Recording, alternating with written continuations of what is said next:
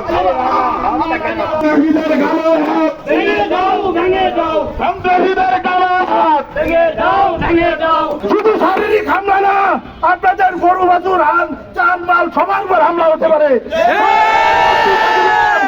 বাংলাবাসীর একটাই দাবি, কেউ কোনদিন পিছ পা হবেন না।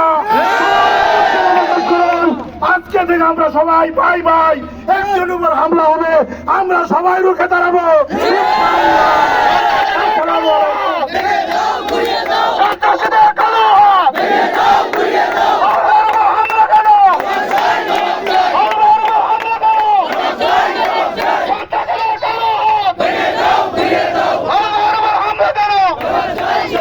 আমাদের এই এলাকার কৃতি সন্তান মোহাম্মদ আলী বাবুল ভাই, আপনারা সবাই অবগত আছেন, উনি ময়মনসিংহ দক্ষিণ জেলা যুবদলের যুগ্ম সাধারণ সম্পাদক এবং অবিভক্ত গফরগাঁওয়ের সিনিয়র যুগ্ম আহ্বায়ক।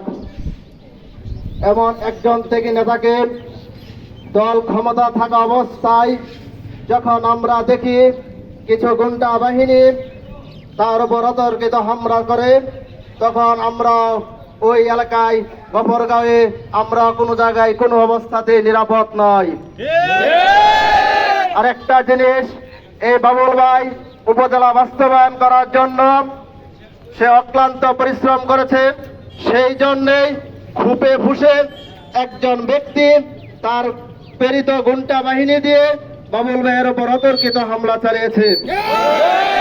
আমরা নিন্দা এবং প্রতিবাদ জানাচ্ছি ভাইয়েরা আমার। আমরা যেহেতু গফরগাঁওয়ে আজ নিরাপত্তা আমাদের নেই, আমাদের কান্দিপাড়া কি নিরাপত্তা থাকবে?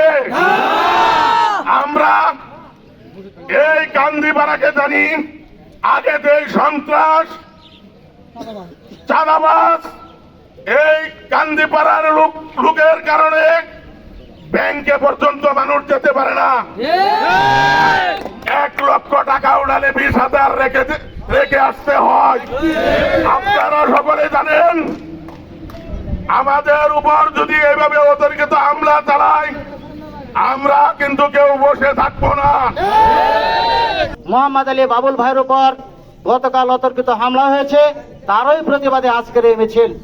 মোহাম্মদ আলী বাবুলের বাবা জালাল সিং আজকে যে থানা দাঁড়িয়েছে, এই থানা ভবনের নিচে যে জমি, এই জমি থানার জমিদাতা হিসেবে একজন জমিদাতার ছেলেকে আজকে হামলা করা হয়েছে।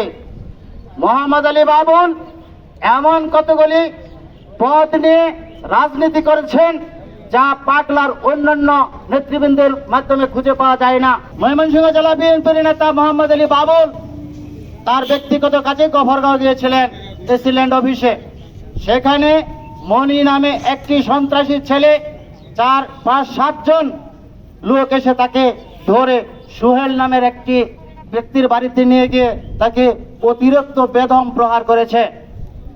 উনি ওখান থেকে জনগণের সহায়তায় উনি পালিয়ে এসে এসিল্যান্ড অফিসে আবারও আসে। এসে এসিল্যান্ড অফিসে উনি বিচার দেয় যে আমার উপর হামলা হয়েছে, আপনি ফুটেজ দেখেন, সিসিটিভিতে আপনি দেখেন। উনি অপারক হয়ে বলছে আপনি আইনের আশ্রয় নেন। মোহাম্মদ আলী বাবুল গফরগাঁও থানায় একটি অভিযোগ দায়ের করে উনি চিকিৎসার জন্য উনি গফরগাঁও ত্যাগ করেন। মোহাম্মদ আলী বাবুলের অপরাধ কি?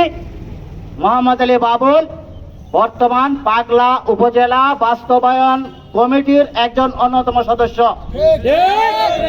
আপনারা জানেন, ঢাকায় আমাদের একটা প্রোগ্রাম ছিল, প্রেস ক্লাবের সামনে আমাদের একটা প্রোগ্রাম ছিল।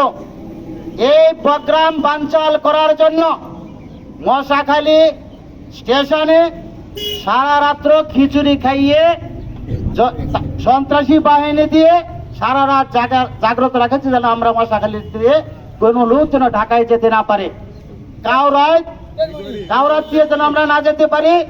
সেই জন্য ফয়েজপুর বাজারে খিচুড়ি খাইয়ে সন্ত্রাসী বাহিনী সারা রাত জাগ্রত রাখেছে। মনের নেতৃত্বে মোহাম্মদ আলী বাবুলের প্রাণনাশের হুমকিতে এবং উনাকে ধরে নিয়ে গিয়ে নির্মমভাবে প্রহার করেছেন, যা আমরা পাগলাবাসী মেনে নিতে পারি না।